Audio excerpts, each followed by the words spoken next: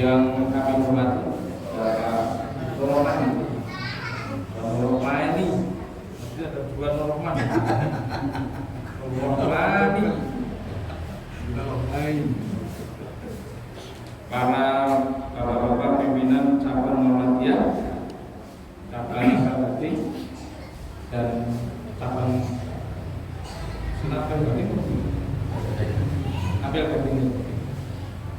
Segenap pimpinan cabang nomor 1 di cabang ini, termasuk yang kami hormati beserta para rombongan yang dimantani bina waktu muda.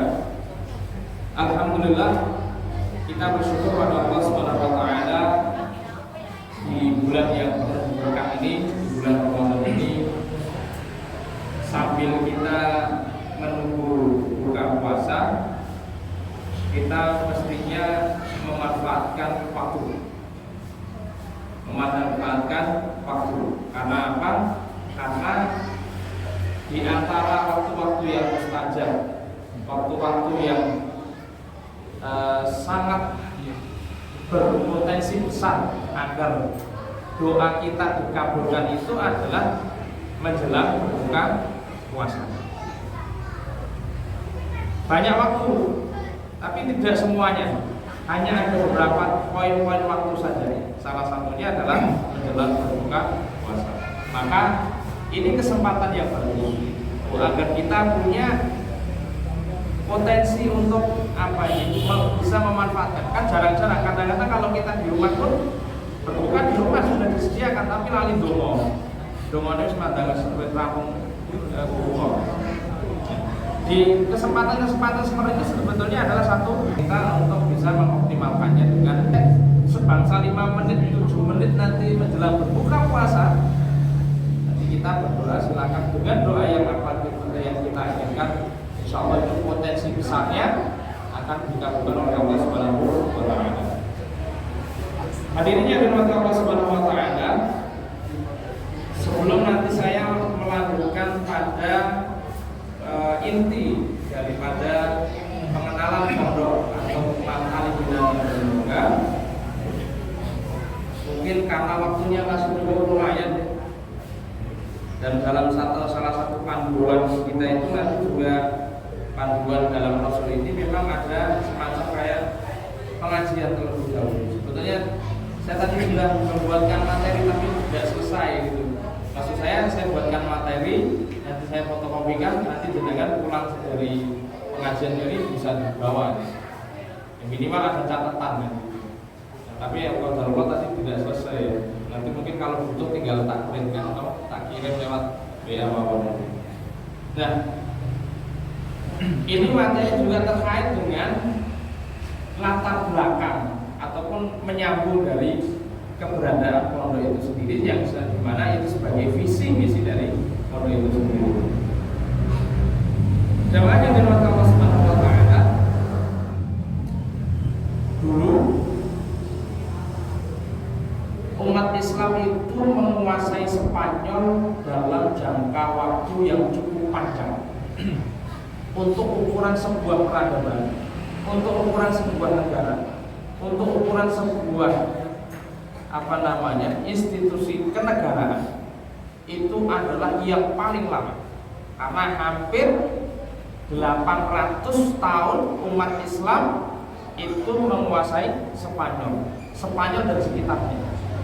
Maka wajar dan tidak aneh kalau kemudian Muhammadiyah punya wacana untuk membeli gereja yang ada di Spanyol. Karena apa? Ini berarti melanjutkan apa yang dulu pernah dilakukan oleh umat Islam pendahulu kita. Dari tahun 700-an sampai tahun 1154 umat Islam menguasai Spanyol. Dan ketika umat Islam itu sudah menguasai Spanyol, bukan hanya Spanyolnya sebagai yang kita lihat sekarang, tapi negara-negara yang berada di wilayah sekitarnya, termasuk juga Prancis, Siprus, kemudian Belarus dan sebagainya.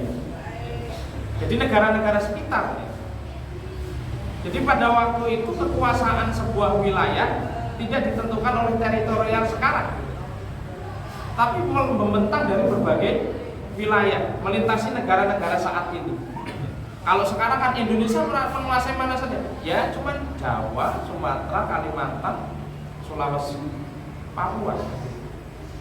Tapi kalau dulu disebut Nusantara, itu wilayahnya sampai ke Malaysia, sampai ke wilayah sebagian Filipina, Singapura, Brunei Darussalam. Itu disebut Nusantara. Nah, itu umat Islam pada saat itu sudah menguasai wilayah Spanyol dan sekitarnya dalam jangka waktu yang 800 tahun. Ini hampir seusia ketika dunia pada saat itu sebelum kedatangan Islam itu dipimpin atau dikuasai oleh dua negara superpower, yaitu Romawi atau Byzantium dan Persia. Cukup lama. Dan apa yang dihasilkan? Tentu banyak kemajuan-kemajuan. Teknologi mengalami kemajuan, penemuan-penemuan ilmu yang mengalami kemajuan, didirikan universitas-universitas terbuka dan sebagainya. Dan tentu banyak menghasilkan para ulama juga. Kalau sekarang, siapa yang menguasai dunia saat ini? Yang menguasai dunia saat ini mana? Kalau tidak Amerika ya China. Dua negara ini kan sekarang itu kendali dunia kan di situ. Amerika itu bisa berbuat apa aja. Cina pun juga demikian. Tapi mereka baru negara yang kemarin sore kalau dibandingkan dengan apa yang telah dilakukan oleh umat Islam. Tapi apa tata dunia saat ini yang kita peroleh? Ya kehancuran, perang di mana-mana. Siapa yang bisa membayangkan Rusia bisa perang dengan Ukraina? Amerika itu dengan seenaknya masuk ke Irak, masuk ke Afghanistan dan sebagainya, orang-orang dan semuanya. Katanya negara sebagai polisi dunia. Nah, jamaah yang dirahmati Allah Subhanahu wa taala, apa yang dapat kita ambil dari sini? Setelah sekian ratus tahun umat Islam menguasai, memajukan peradaban, memajukan ilmu pengetahuan, dalam waktu sekejap hancur lebur.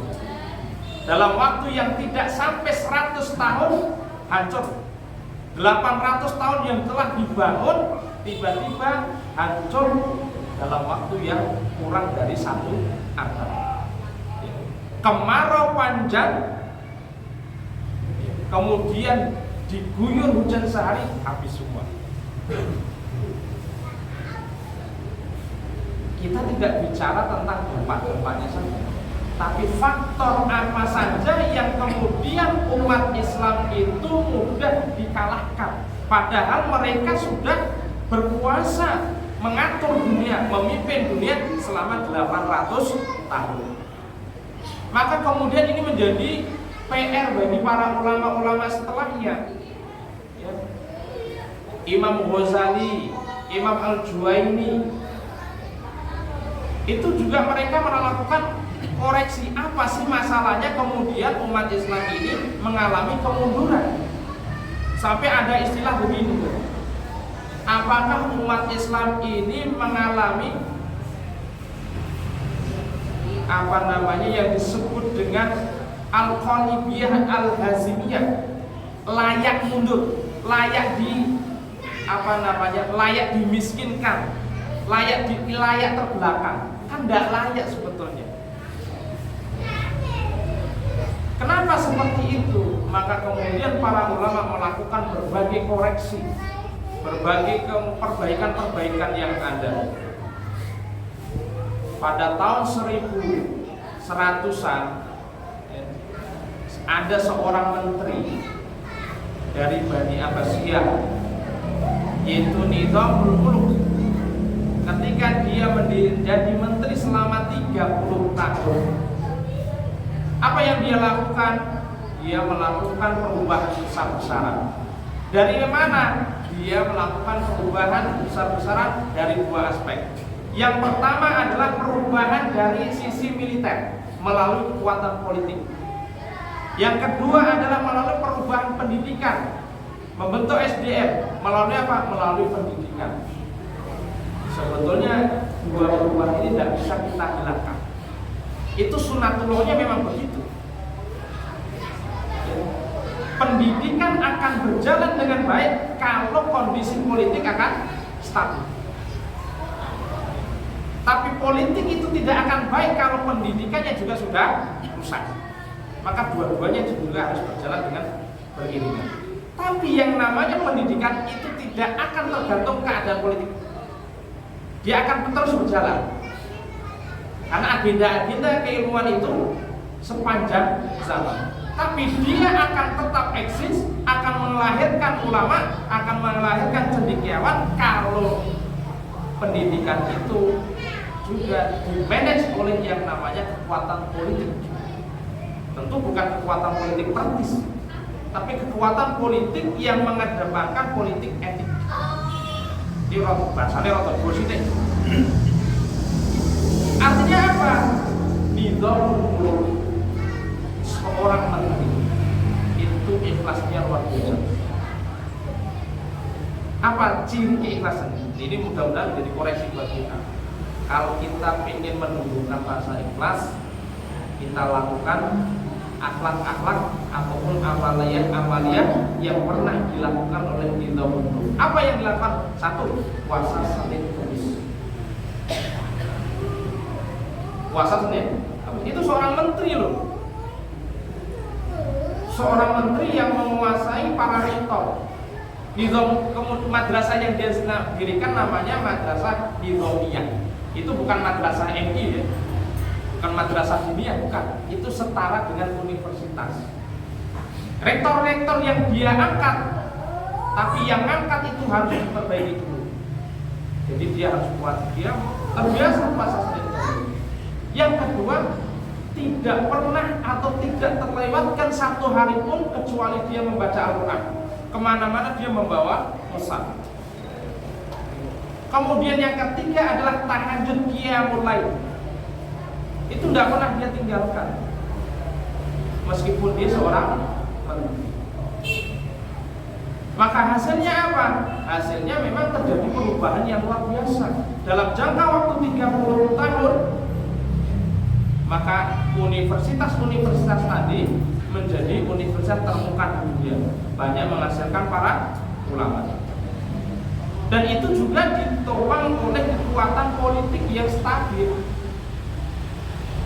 Tanpa ada kekuatan politik yang stabil, itu tidak akan bisa. Maka itu yang tadi saya bilang, bahwa untuk bisa menjaga eksistensi keberadaan pendidikan ini berjalan dengan baik, bukan hanya sekedar berjalan, bahkan menghasilkan ulama, ini harus ditopang oleh berbagai pihak. Kenapa yang dilakukan itu dua aspek? Karena pada saat itu kerusakan itu terjadi di mana-mana, di bidang politik, di bidang sosial, di bidang ekonomi, budaya, semuanya rusak. Tapi yang dia melakukan perubahan itu melalui dua pintu tersebut. Itulah yang disebut dengan islah. Nah, ternyata ini tidak cukup. Tidak cukup bertahan lama. Setelah Nizamul Mulk wafat, ini habis. Diserang oleh dari dinasti lain, dari dinasti Fatimiyah yang berpusat di Mesir. Maka kemudian ini mulai mundur. Madrasah Nizamiyah yang tadinya itu begitu hebat melahirkan ulama, tiba dalam jangka waktu mulai mengalami kemunduran-kemunduran. Sampai datanglah masa yang disebut dengan Imam Ghazali, Hujjatul Islam Imam Ghazali At-Tusi. Beliau lahir pada 1058 kalau tidak salah.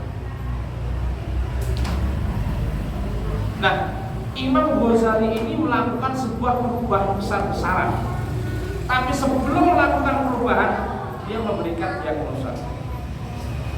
Jadi Imam Ghazali itu menggambarkan begini: untuk bisa melakukan sebuah perubahan, itu harus dimulai dari diagnosa. Sama kan dokter kan untuk menganalisa kan ini sakitnya apa kan harus didiagnosa. Yang bisa mendiagnosa itu ya dokter. Nah kita kalau dokter-dokteran ya ora iso, nggak bisa. Nah, Imam Ghazali ini menemukan penyakitnya umat saat itu sampai kemudian mereka umat Islam pada saat itu mengalami kekalahan perang salib berkali-kali. Sampai nanti kemudian madrasah nizamiyah itu kemudian dipimpin oleh Imam Ghazali.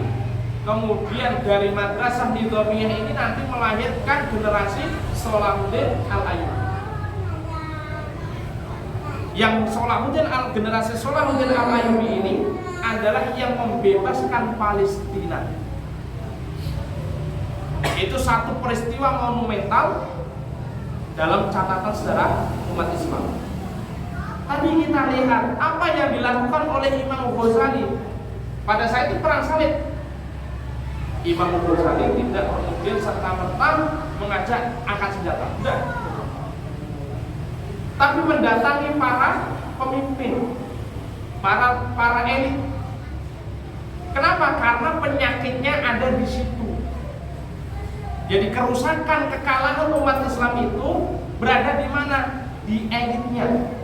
Baik itu elit negara maupun elit para alimnya, para ulamanya. Jangan dikira yang namanya ulama itu tidak rusak.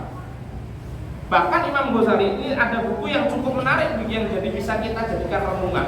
Ini sudah diterjemahkan dengan judul Model Kebangkitan Umat Islam yang ditulis oleh Dr. Majid Irsan Al-Kilani. Ini menarik karena ini sempat buku ini susah dicari. Alhamdulillah sudah banyak diterjemahkan ke dalam bahasa Indonesia.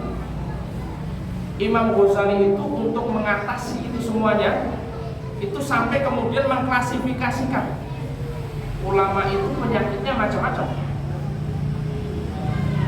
Tapi inti daripada kerusakan-kerusakan itu terletak di bawah itu juga. Putarannya begitu. Kalau ulamanya sudah rusak, pasti elitnya akan rusak. Tapi kalau ulamanya baik, pasti elitnya pasti akan baik. Kira-kira sekarang ini kita negara kita itu kira-kira nggak jauh beda. Ini menurut para sejarawan nasional kita itu. Ya. Apa yang kita alami saat ini tidak jauh beda dengan periodenya Imam Ghazali. Ya, kerusakan di mana-mana. Umat Islam lemah, umat Islam tidak mampu berbuat bicara banyak. Karena apa? Yaitu sebabnya ada dua itu. Ulamanya rusak. Kalau ulamanya rusak, maka elit politiknya akan rusak. Maka dengan kalau ngertos sekarang para elit itu kok rusak, itu jangan disalahkan siapa-siapa, salahkan ulama. Kenapa bisa rusak? Jadi ada 4 macam ya, ada 4 macam penggambaran ulama yang menurut Imam Ghazali itu termasuk ulama rusak.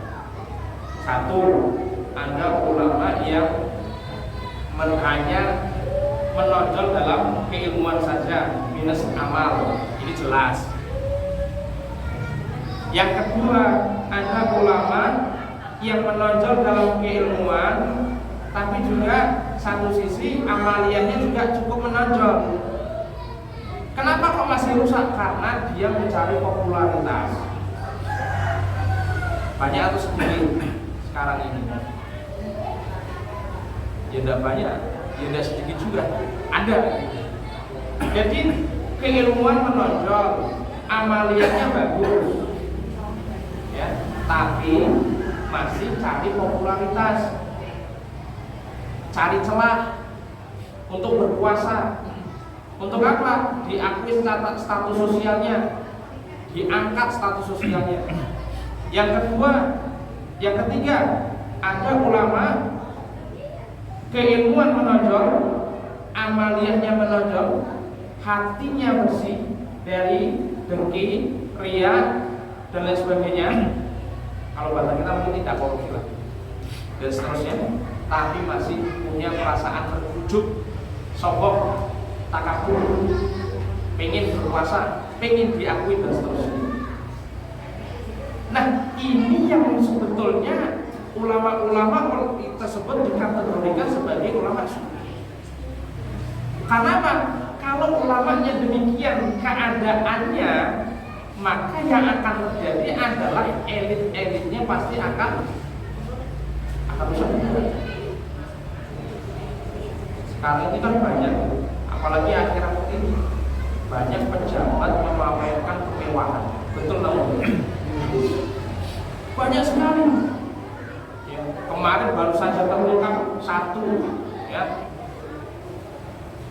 pamer kebutuhan juga. Dari mana duitnya? PNS Eselon 3 ya. Oh ya bisa punya kebutuhan, punya safety box-nya juga berapa M, 35 M itu baru satu. Ternyata rumahnya ada di mana-mana dan itu di kawasan elit. Di Timur itu kan memang kawasan elit. Di Simpro di Kebayoran Baru itu juga kawasan elit. Oh ya bisa. Ternyata juga itu diselidiki lagi. Dari situ kemudian ternyata muncul lagi banyak kelakuan para istri pejabat. Kalau tidak pejabatnya ya istrinya. Gaya-gaya gitu, pamer barang-barang branded, pamer mobil-mobil branded dan sebagainya. Makanya sekarang ini para elit itu ketar-ketir juga. Netizen sekarang itu jelinya luar biasa. Nah, ini kan sebetulnya bukan fenomena baru. Berarti ini sudah berlangsung cukup lama di negeri kita di Indonesia ini. Berarti apa yang terjadi di periodenya Imam Ghazali ini kita juga punya hingga saat ini. Belum nanti tingkat korupsi di Indonesia berapa banyak ini? Gak usah jauh-jauh. Malah ada korupsi. Ada ya. Jadi dari tingkat nasional sampai tingkat daerah itu perilaku korupsi itu sudah hal yang biasa. Bahkan pernah anggota DPRD itu berkorupsi secara berjamaah. Apa enggak kerusakan itu? Itu jelas kerusakan. Belum nanti kelakuan minus-minus yang lainnya. Kenapa bisa begitu? Karena berarti ada yang salah. Yang salah dari mana? Pendidikannya ini yang pasti perlu kita koreksi. Kenapa lembaga pendidikan? Karena rata-rata mereka itu berpendidikan, lulusan sarjana, bahkan ada yang profesor. Kok bisa rusak? Berarti kan ada yang salah. Berarti pendidikan saat ini pun juga ya, punya peran, punya tanggung jawab. Kenapa bisa lahir generasi seperti ini? Maka kemudian dua hal inilah yang kemudian menjadi kesimpulan dari Imam Ghazali untuk kemudian melakukan islah, melakukan perbaikan diri. Ya. Jadi sampai kemudian Imam Ghazali itu melahirkan sebuah karya yang namanya Ihya Ulumuddin. Ya. Ada kitab namanya Ihya Ulumuddin, itu adalah hasil uzlahnya Imam Ghazali setelah Imam Ghazali itu berkelana jadi pemimpin universitas, jadi rektor, jadi menteri, ya, yang tadinya dia berpakaian mewah, tiba-tiba kemudian menjadi orang zuhud. Keluarlah kitab Ihya. Tapi madrasah nizamiyah yang didirikan oleh Imam Ghazali selang berapa tahun kemudian setelah wafatnya Imam Ghazali, lahirlah generasi yang disebut dengan generasi Salahuddin Al-Ayyubi. Jadi Salahuddin Al-Ayyubi ini adalah generasi yang dilahirkan dari mana? Dari madrasah nizamiyah, yang mereka dididik oleh para guru-gurunya yang punya jiwa keikhlasan yang tinggi. Mulai dari Nuruddin Zaki, ya, dan bapaknya, ya, siapa namanya, Imaduddin Zaki kalau tidak salah. Itu adalah produk-produk dari madrasah nizamiyah. Nah, generasi Salahuddin Al-Ayyubi ini tidak lahir tiba-tiba, melalui proses yang cukup panjang, dididik oleh madrasah yang melalui perenungan yang cukup panjang. Maka inilah yang kemudian menjadikan generasi Salahuddin Al-Ayyubi menjadi ikonnya para aktivis muslim. Siapa yang gak kenal Salahuddin Al-Ayyubi? Nah, dari sinilah kemudian kita bisa membacanya. Ketika kita menginginkan sebuah perubahan, ketika kita menginginkan sebuah perbaikan, karena kita sadar, kita tahu lingkungan kita sudah sudah tidak baik-baik saja, keadaan nasional kita tidak baik-baik saja, kerusakan terjadi di titik mana-mana saja, di beberapa tempat dan sebagainya. Itu kan kita menyadari semuanya. tentu kita merindukan suasana yang adil, suasana yang tentram, suasana yang makmur dan sebagainya. Maka caranya bagaimana? Caranya dengan cara islah, melakukan perbaikan. Dari mana itu semuanya? Kalau kita mengikuti apa yang telah dilakukan oleh Imam Ghazali dan para pemimpin sebelumnya, maka dua jalan itu: perbaikan dalam bidang politik, perbaikan dalam bidang pendidikan. Karena inilah yang menjadi sebab utama kemunculan kerusakan-kerusakan tersebut. Maka kita perlu mengingat firman Allah Subhanahu wa taala, "Falamma nasu ma dzukiru bihi fatahna 'alaihim abwaaba kulli syai'." Falamma nasu, manakala kamu sudah lupa, tidak ingat, tidak kembali kepada ajaran Allah Subhanahu wa taala. Falamma nasu ma dzukiru bihi, kamu tidak mengindahkan peringatan-peringatan yang telah Allah sampaikan. Apakah Allah langsung mencabutnya saat itu? Enggak. Falamma nasu ma dzukiru bihi fatahna 'alaihim abwaaba kulli syai'. Justru Allah itu membukakan pintu-pintu dari berbagai tempat. Ini yang sebetulnya fase yang sangat mengerikan sebetulnya. Ketika di situ banyak kemaksiatan, ketika di situ banyak kemungkaran, ketika di situ banyak pelanggaran syariat, ketika di situ syariat Islam itu hanya di telapak kaki, hanya di balik-balik masjid saja, tidak sampai ke ruang-ruang publik. Fatahna 'alaihim abwaaba kulli syai'. Allah bukakan pintu dari berbagai sudut, dari berbagai tempat. Dibukakan rezekinya, dimudahkan urusan rezekinya, dimudahkan urusan ekonominya. Kalau orang yang nggak menyadari, ini kenikmatan dari Allah Subhanahu wa taala. Ingat Bapak Ibu yang dirahmati Allah Subhanahu wa taala, 2 tahun kita mengalami kemacetan ekonomi. 2 tahun kita mengalami kemandekan ekonomi akibat pandemi. Ekonomi nasional padat, pergerakan masyarakat terbatas, PHK terjadi di mana-mana. Tapi satu sisi Indonesia ini masih baik saja. Ya kita bersyukur alhamdulillah. Bersyukur alhamdulillah. Bahkan sekarang wisata itu sudah mulai menggeliat lagi, ekonomi sudah mulai merangkak naik, bukan meroket, tapi merangkak naik. Tapi ingat, ini jangan-jangan ini fase yang Allah sebutkan. Allah tidak langsung mencabut nikmatnya begitu saja. Begitu kamu itu berbuat maksiat, nggak langsung Allah cabut, tapi diberikan kesenangan dulu, dibukakan pintunya, dimudahkan urusan ekonominya, diberikan kemakmuran. Hatta idza farihu bima utu, sampai mereka itu merasa senang, bersenang-senang terhadap pemberian Allah Subhanahu wa taala.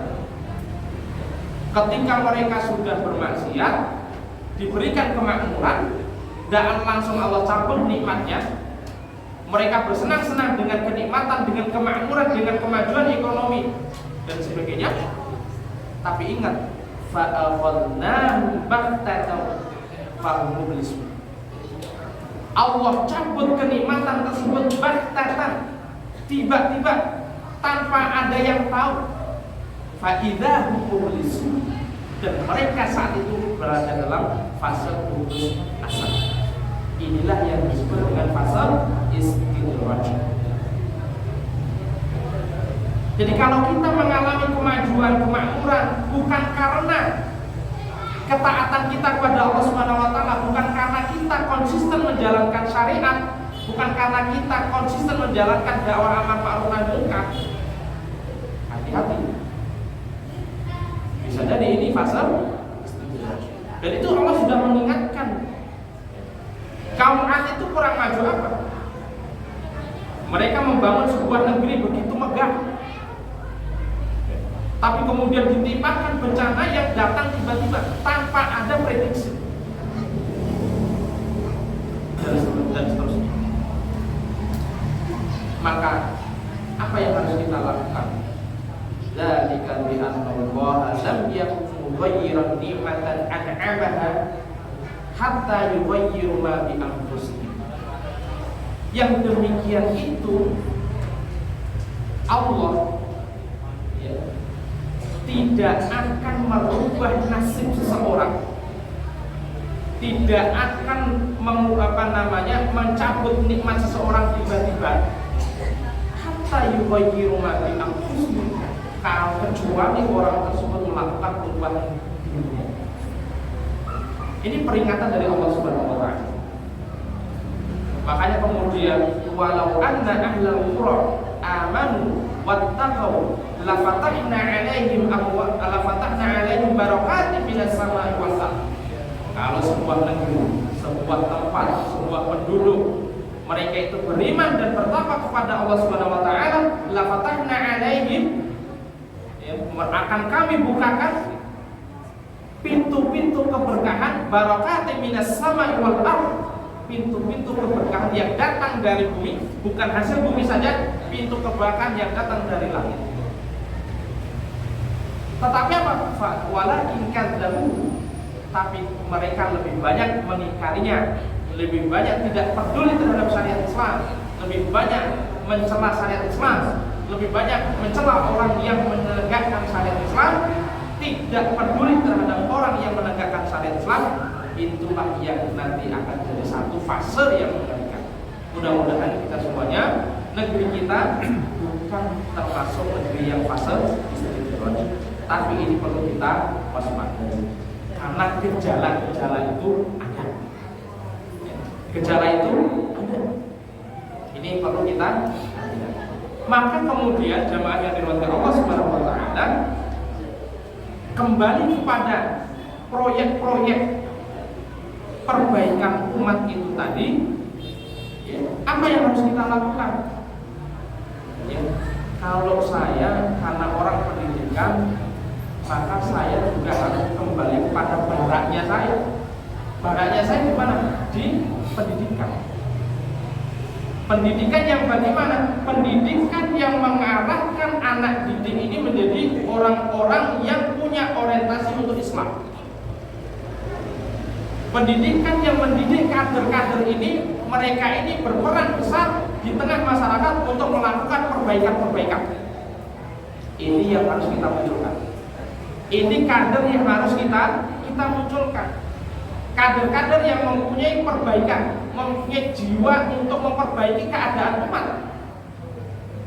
Loh, sekarang sekolah banyak, universitas di mana-mana, sekolah gampang. Tapi kenapa perubahan itu tidak terjadi? Perbaikan itu tidak terjadi? Karena memang ada yang salah. Keberadaan pendidikan itu harus menjadikan anak didik ini menjadi siapa? Pribadi-pribadi yang mereka ini mempunyai mempunyai jiwa Islam, melakukan perbaikan di tengah-tengah masyarakat. Sekarang kalau pendidikan kan diarahkan untuk kerja, untuk memperbaiki umat gimana? Ini harus ada. Sebab kalau ini tidak ada, bagaimana kita akan menyelesaikan persoalan-persoalan kenegaraan yang begitu rumitnya? Maka jamaah yang dirahmati Allah Subhanahu wa taala, terkait dengan hal tersebut, menyambung tadi yang sudah digagas oleh teman-teman Mahrus, yang dimana dalam jangka waktu yang sudah bertahun-tahun adanya perubahan-perubahan di tengah-tengah masyarakat, terutama di Kabupaten Pemalang ini, terutama dari warga masyarakat juga, di mana setiap cabang, setiap ranting ada paku sendirinya, ada paku. Keberadaan paku bumi itu sangat penting. Kenapa? Saya ingat perkataan Imam Az-Zurjani. Imam Az-Zurjani itu pernah mengatakan, faqihun wahidun, satu orang faqih, satu orang yang berilmu asyaddu 'alan nas, berat digoda oleh setan, berat diganggu oleh setan, min alfi 'abid, dibandingkan setan mengganggu 1000 ahli ibadah. Makanya kemudian ulama itu disebut taku bumi. Jadi mereka yang menjaga keseimbangan bumi ini. Jadi satu orang ahlul ilmi, kita memproduksi satu orang menjadi fakih, ahli, bukan ahli fikih, bukan sekedar ahli fikih dalam pengertian sempit, tapi fakih menjadi alim itu lebih baik dibandingkan menghasilkan 1000 ahli ibadah. Kenapa?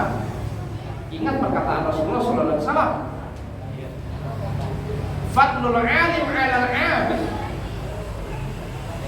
keutamaan, keunggulan orang alim dibandingkan ahli ibadah itu kafadlil qamar 'ala sa'iril kawakib, seperti terangnya bulan purnama di tengah bintang-bintang yang ada. Mana yang lebih menarik? Bulan. Itulah ahlul ilmi. Itulah kader-kader yang dihasilkan oleh lembaga pendidikan yang berorientasi pada Islam. Keberadaan sebuah lembaga pendidikan, termasuk lembaga pendidikan yang diasaskan oleh Yayasan Harapan Umat Indonesia Sejahtera ini adalah dalam rangka untuk melahirkan generasi-generasi yang mereka melakukan perbaikan di tengah-tengah masyarakat, terutama untuk masyarakat di wilayah Pemalang. Bapak Ibu yang dirahmati Allah Subhanahu wa taala, Pondok Pesantren Mar'ani Bina Madaniyah alhamdulillah sudah berjalan 2 tahun kurang berapa bulan, dan alhamdulillah apresiasi masyarakat luar biasa. Bukan saja ditandai datangnya para santri dari berbagai wilayah dan berbagai negara, tetapi munculnya beberapa apresiasi berupa ini saya sudah banyak diminta. Bahkan kemarin ada pondok pesantren yang juga dirintis oleh warga masyarakat di Banjarnegara itu meminta santri dari kita. Yang terbaru itu dari PCM Bangka, tapi saya bukan dari PCM Pemalang, PCM Magelang. PCM Sawangan itu minta untuk dikirim kadernya ke sana. Mereka sedang membangun pondok juga. Berarti ini adalah satu apresiasi masyarakat. Artinya keberadaan kita itu sudah bersentuhan langsung dengan induknya, sebetulnya irisannya. Karena bagaimanapun tadi seperti yang sudah disampaikan oleh Pak Dr. keberadaan Pondok Bina Madaniyah ini tidak lepas dari rahim masyarakatan. Dalam hal ini adalah kader-kader masyarakat yang digawangi oleh Dr. Marus dan teman-teman yang lain. Nah, ini pun juga kembali kepada momennya. Makanya begitu saya sampaikan ke beberapa teman, mereka kemudian tiba-tiba datang mengajukan surat untuk dikirim kadernya agar mereka bisa melakukan gerakan-gerakan di sana. Nah, ini nanti kita tunggu nih, Apel Kadir minta apa enggak itu, atau kirim dulu baru nanti minta. Itu seperti itu. Itu menunjukkan bahwa ini proyek yang sangat strategis sekali. Makanya satu bentuk syukur kita, keberadaan kita ini menjadi pelita bagi masyarakat sekitar.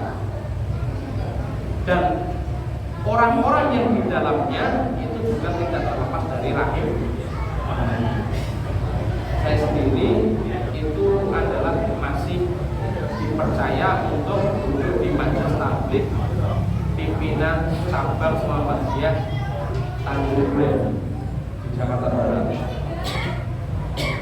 kemudian juga ini malah diminta lagi untuk nanti masuk periode berikutnya di PDM-nya. Ya kalau cuma nama toh sih gampang aja, tempelin apa. Tapi kan kerjanya kan di sini.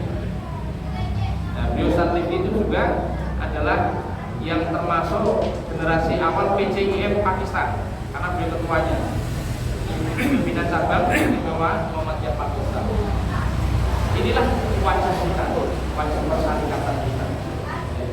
Yang dimana ketika kita berjuang ini menjadi satu kendaraan kita bersama-sama. Dan itu juga banyak dilakukan oleh para aktivis, terutama aktivis-aktivis persyarikatan. Saat di punya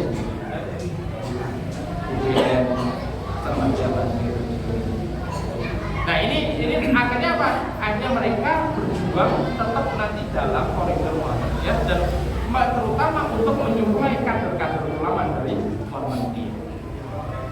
Alhamdulillah kita sudah berjalan dan ini juga sedang terus berjalan. Bahkan beberapa masyarakat itu juga di Ramadan ini juga banyak yang minta untuk ditungguin selama 30 hari.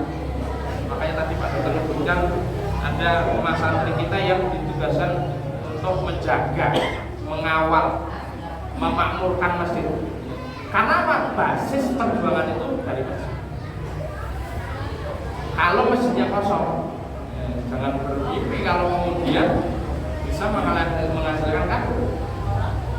Masjidnya dulu diperbaiki, karena dari sanalah kemudian akan muncul generasi-generasi. Ingat dulu yang namanya Bang Iman dulu. Kalau adik saya itu tahu, Bang Iman itu lahir dari mana? Dari Masjid Salman yang ada di ITB. Dari gerakan yang di ITB menjalan ke beberapa kampus, ke UGM, ke UI, dan universitas yang lain. Nah ini satu gerakan yang cukup strategis. Maka jamaahnya dirahmati Allah Subhanahu wa taala, ketika kita menginginkan sebuah kader kita ini terjaga dengan baik, wilayah kita ini terpastikan bahwa masyarakat dalam kondisi beriman, bertakwa, maka kita harus tanam orang tersebut untuk menjadi pahlawan. Caranya bagaimana? Caranya tentu dengan melakukan kaderisasi. Bukan saja kaderisasi dalam konteks yang terlalu luas, tapi terutama kader untuk mengawal ranah iman dan ranah ketakwaan. Itu paling penting. Kalau kader-kader yang lain sudah banyak, tapi kader yang mengawal ranah keimanan dan ketakwaan ini harus kita munculkan. Nah inilah yang sedang kita usahakan yang ada di Markali Bina Madani ini. Dan syarat untuk masuk ke sana pun juga tidak berat-berat amat.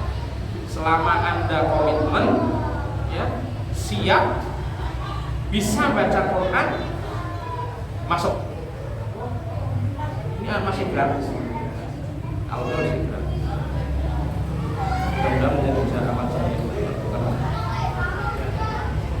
Nah, ini kesempatan besar karena apa? Karena ini termasuk proyek strategis. Bukan proyek strategis nasional PSN, tapi proyek strategis umat. Proyek strategis umat, proyek strategis dakwah kita agar apa? Agar orientasi perbaikan umat itu terjaga dengan baik. Kader-kader yang kita bina di Markali Bina Madani Moga ini punya kesempatan besar untuk melanjutkan ke jenjang pendidikan yang lebih tinggi. Kalau perlu sampai luar negeri. Maka ini kemarin para santri kita itu sudah ada informasi beasiswa kita kawal sampai untuk membuat paspor, mencarikan penerjemah, mencari surat rekomendasi, kita kawal, kita dampingi. Mudah-mudahan yang ujian tahun ini bisa diterima di berbagai universitas. Ini kemarin sudah daftar di Madinah. Ada juga yang mendaftar di mana itu bukan? Di Saudi, di Kingsang. Mudah-mudahan mohon didoakan para bapak sekalian bersama santri kita termasuk minal makbulin fil jami'ah. Amin. Dan alhamdulillah selama 2 tahun kurang sudah bisa menghasilkan santri-santri yang sudah selesai 30 juz. Termasuk yang kita bawahi ini, itu Mas Andika Maulana, itu dari Cilacap. Datang ke pondok itu enggak bawa 30 juz, enggak. 3 juz saja itu entah kemana. Tapi alhamdulillah belum 2 tahun sudah selesai. Jadi bulan Februari kemarin sudah selesai. Jadi 1,5 tahun. Mudah-mudahan nanti dari sini kalau siap, tidak masalah. Ini kira-kira 2 tahun selesai atau enggak? Selesai. Allah yang janji. Dan itu sudah dibuktikan. Bisa dibuktikan karena buktinya sudah kita bawa, sudah selesai. Tinggal sekarang adalah berusaha terus-menerus. Makanya kita tiap malam selama Ramadan ini ada qiyamul lail 1 juz setiap malam. Jadi para santri di jadwal giliran 1 juz mengimam. Kalau kurang dia buat juz tidak masalah. Ini ada 1 juz setiap malam. 1 juz setiap malam. Belum, nanti insya Allah ada.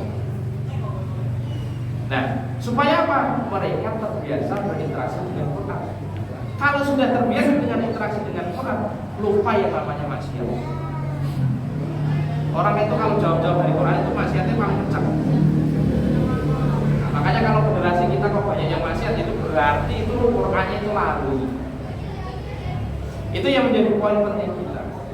Mudah-mudahan dengan kedatangan kita rombongan dari Mat Ali bin Madani ini membawa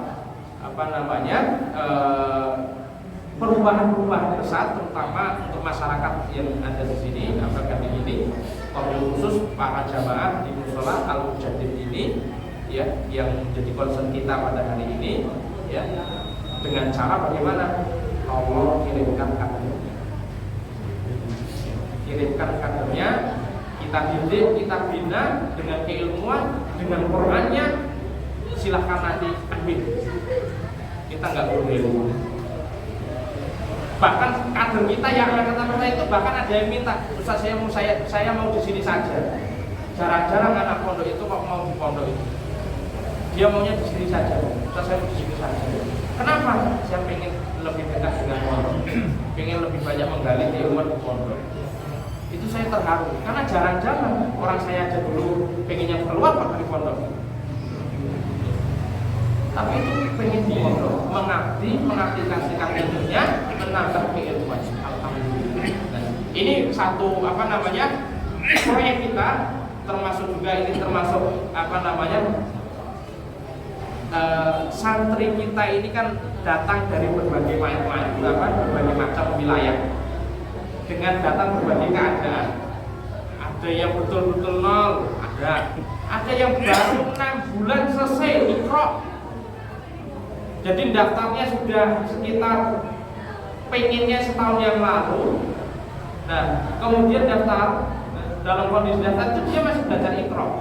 6 bulan selesai belajar Iqra. Sekarang berapa juz? Sudah hampir 5 juz. Itu yang dari nol. Yang dari kita aja itu nomor perbaiki aja itu perlu Islam. Tapi alhamdulillah selama masa pendidikan ini banyak perubahan yang luar biasa. Yang dulu adat saja masih baca Rasulullah. Jadi seharusnya dibaca Rasulullah, dibaca Rasulullah. Ya. Itu kita lakukan perubahan. Alhamdulillah sekarang sudah kembali dengan yang benar. Itu contoh saja. Banyak. Ada juga yang memang santri kita sudah datang dengan modal yang ada, tidak masalah. Bahkan ada yang datang dengan modal beberapa juz, kalah dengan yang baru datang tanpa modal. Ada. Jadi ada santri kita datang itu berapa juz? 4 juz. Datang 4 juz. Ada santri kita ini masih dari ulama datang tanpa modal. Baca Qurannya aja masih pelo. Jangan bicara tasbih. Lancar aja belum terlalu lama.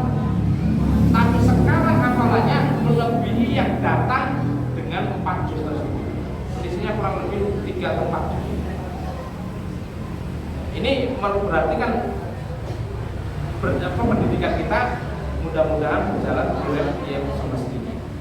Nah itu sedikit tentang Ma'alim bin Madinah ini, yang dimana Ma'alim Ali ini atau pondok pesantren ini didirikan, diprakarsai, diniati juga oleh kader-kader persyarikatan yang dipimpin, dipandegani langsung oleh Dr. Makrus dan juga beberapa teman-teman dari yayasan, ada Pak Kumon, nanti ada juga pengurus yang lainnya, dan kami yang ada di pondok ini adalah untuk memastikan 24 jam pendidikan pondok berjalan dengan baik. Sehingga apa? Kader yang kita munculkan adalah kader-kader yang terbaik dan nanti akan kembali ke cabang utama menjadi pelaku perubahan di masyarakat. Jaga keimanan menjadi paku ini masyarakat. Mudah-mudahan. Demikian yang dapat saya sampaikan. Mudah-mudahan ini menjadi informasi yang bermanfaat buat kita semuanya. Apabila ada kekurangan, kesalahan dari apa yang telah saya sampaikan, saya mohon maaf yang besar-besarnya. Nasrullah wa Allahu a'lam bishawab. Subhanallah.